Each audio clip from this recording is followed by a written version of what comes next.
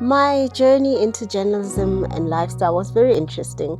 I thought I'd become a doctor when I was younger because that's what our parents wanted us to become. That's who I thought I could become. I had seen doctors, I had been to a doctor, and so I thought, okay, this is something. And my second choice has always been journalism. The only challenge is I didn't think it was possible. I didn't know any journalists. I didn't know what the offices where journalists work look like.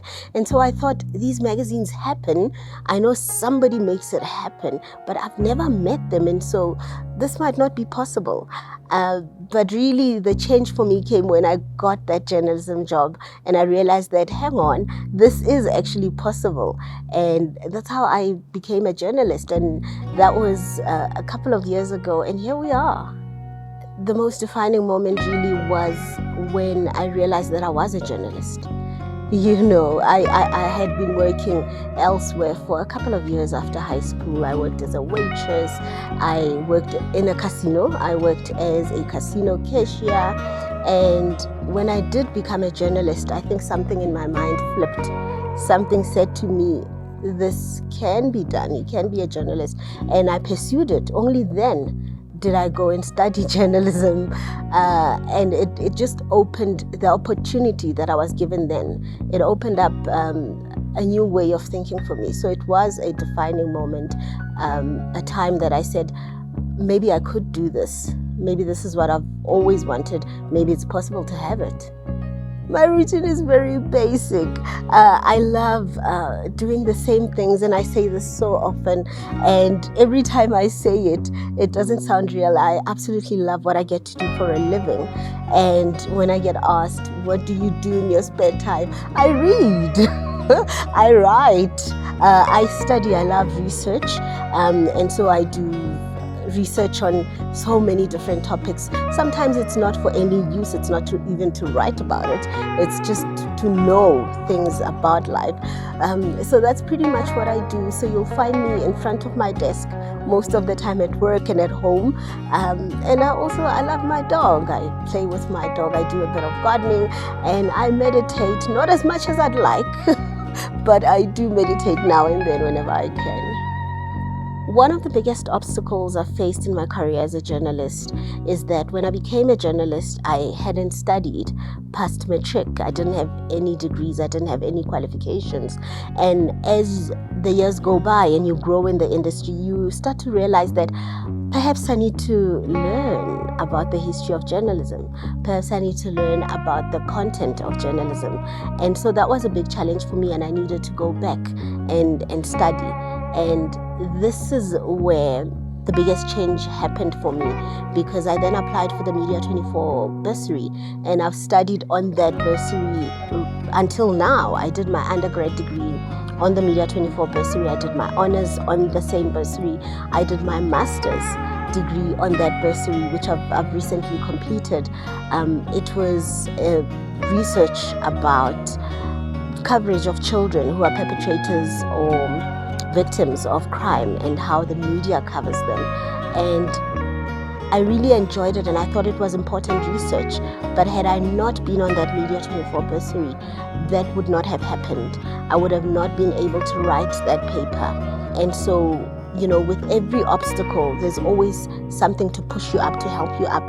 And for me, it was that Media24 bursary. Had I not received those bursaries from the company, I wouldn't have studied. And so that really helped me with what was, at the time, the biggest obstacle I had.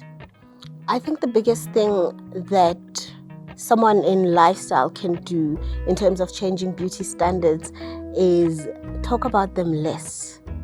Because the issue is not the standards. The issue is the fact that they exist at all. You know, beauty isn't something that should have a stencil. It's not something that should be standard. It should be diverse. It should be beautiful. You know, the word is beauty. It's got to be different. If the minute you have a stencil for it and a mold for it, then it's not beauty. And so I feel like the less we talk about the standards and look at beauty in a different way, look at people in a different way, we are moving a bit closer to where we want to be, and really knowing that beauty is so much more. I think young people who want to enter the lifestyle industry have to know that lifestyle is what they see. What they see on TV, it's beautiful, it's fun, it's vibrant, it's colorful. It is all of that and then some. And so if you want to enter the industry, you have to study formally if you can. Informally, you also have to study on your own. Go online. There's so many resources there. Learn about the industry, learn about color, how to mix color, how to work with color the correct way. And then you just do it the wrong way for creativity. But you do have to know the core of it. And I think that's very, very important, because as you grow in the industry, you get to realize that it's not all made up. There is an art, there is a science behind lifestyle, behind fashion and beauty. I think it's very important that as a woman who works in lifestyle and beauty, one becomes a voice for women. So I'd really like to be remembered as someone who enjoyed lifestyle, who loved beauty, who loved joy, but also someone who cared about women's issues, gender issues, somebody who cared about diversity, and somebody who gently stood up for what is right. Because sometimes when you speak about what is right, if you don't speak it in a correct way that causes people to listen, they do not hear you. So it's also very, very important that as a person, as a woman, you speak about things that people will be willing to listen to, even though they were not initially willing to do so. And so I'd say for me, it's important to raise those issues, but ever so gently, ever so kindly, because regardless of which part of the world you're from, which part of an argument you're from, everybody responds to a little bit of gentleness. My name is Nthabiseng Nhlapo, and I'm the editor of W24.